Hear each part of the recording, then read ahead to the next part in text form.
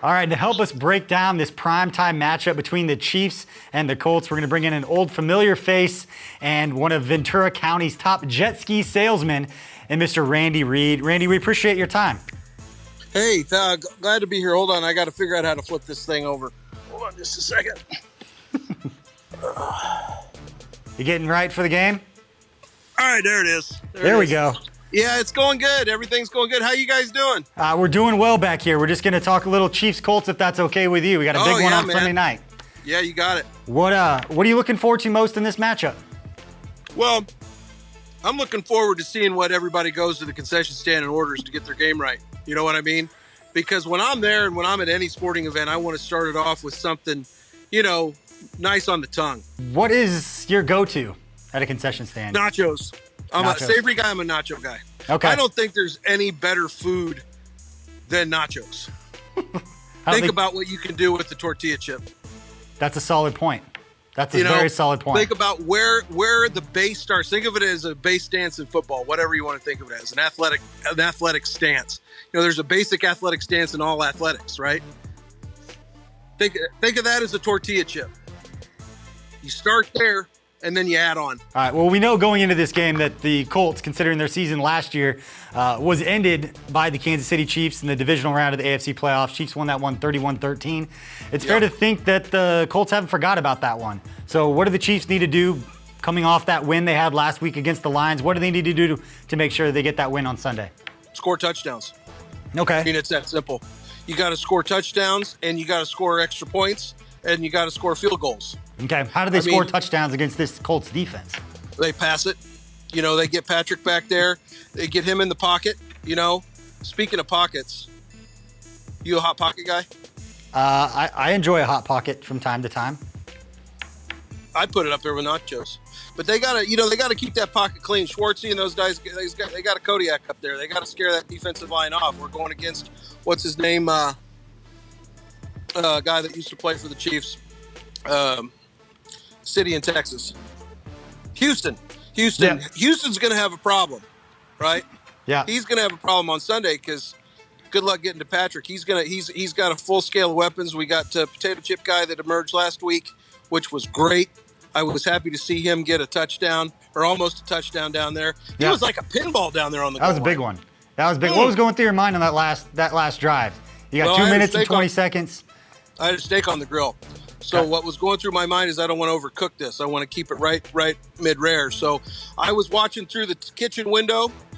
I got it situated where I got a TV right over my grill. So when I'm standing at my grill, I can look through the window and see what's on TV at the time.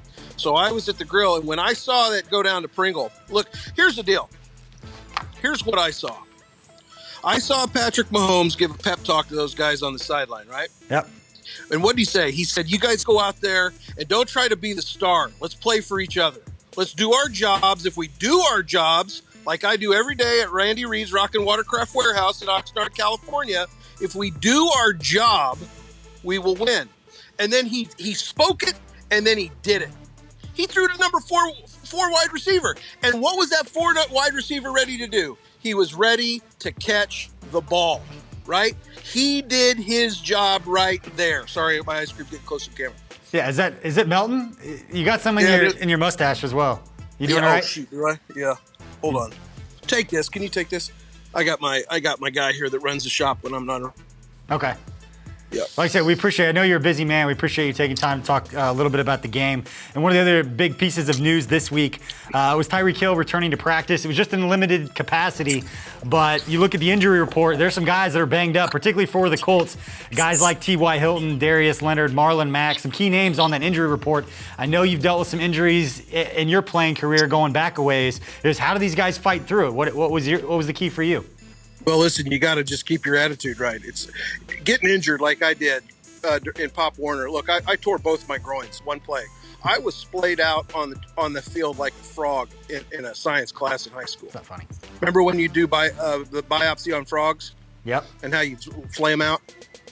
That's what I look like. And I fractured both ankles on one play. But here's the deal. It was a serious injury, but what is most important for these guys and what Ricky B there and KC and Allen and the whole crew does is they keep these guys' minds right. The minds, I'm pointing to my mind. Yep. The mind's got to be right to get past the injury. Because look, we got the technology, we got the stuff to get these guys over injury. But if you don't keep your mind right, you're not going to get it. And that's what these guys are doing great. We're going to be fine. I'm happy to see Tyreek. Look, get his red cleats out there. I told him when I saw him at camp, click those babies together, baby, because there's no place like home. And that's where we're going to be Sunday night at Arrowhead. Is there anything better than Sunday night or Monday night or Thursday night, any night in Arrowhead? No. Not at all. What's a typical game day look like for you? What's a game day look like for you? Well, it depends. You know what game time, start time is. The noon games are rough for me because I like to sleep in. You know, on a Sunday, shop's not typically open unless we're having kind of a holiday blowout sale, which we do from time to time. Good time to remind everybody. Randy Reid's Rockin' Watercraft Warehouse. 3.24 APR. That's pretty good. Yep. And you come in wearing Chiefs gear, I'll give you a free pair of water shoes. Really? Anybody that comes into the shop, a free pair of water shoes. I usually do that with the purchase, but you come in Chiefs gear between now and Sunday, free pair of water shoes. Love it. Have you ever worn water shoes? I have, yes. Water shoes are like the nachos of shoes. You really like these nachos. Hey, let's talk about them more. 10 o'clock game's rough for me, because it's 10 here in California. So I'm waking up. I'll usually do some kind of overnight breakfast thing. Okay. Have you ever done French toast in a crock pot? I have never done that. I'll send you a recipe. Please do. Yeah, you put the bread in at night, cook it overnight, wake up, French toast. Wow. I like a biscuits and gravy casserole. Okay. Biscuits, gravy, sausage, eggs, cheese in the oven, 350. So the 10 o'clock games for me are good because it involves breakfast, and I love breakfast. My brother and I go way back with breakfast. He is a fantastic biscuits and gravy maker. Really? Unrivaled. That is good to know. I did not know. I learned something new today. Unrivaled. Did not know that. I want you to teach me something else new. Who's the most important player in this game that not enough people are talking about right now? Winchester. What is James Winchester going to do in this one? Special teams. Yeah. First of all, he snaps the ball fast. You know what a long snapper is. They snap it long, but they shouldn't be called just a long snapper. They should be called a fast snapper because he snaps the ball long and fast. And let me tell you something. He's crucial because he gets down the field and he makes tackles. And there's one thing you heard me say at training camp that I taught.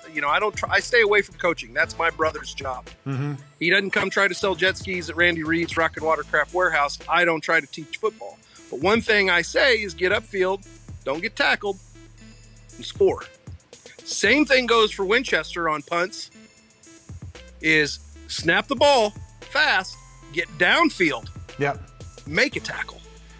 Do you have any pregame advice? Do you ever talk or text Coach Reid and give him some wise words of wisdom?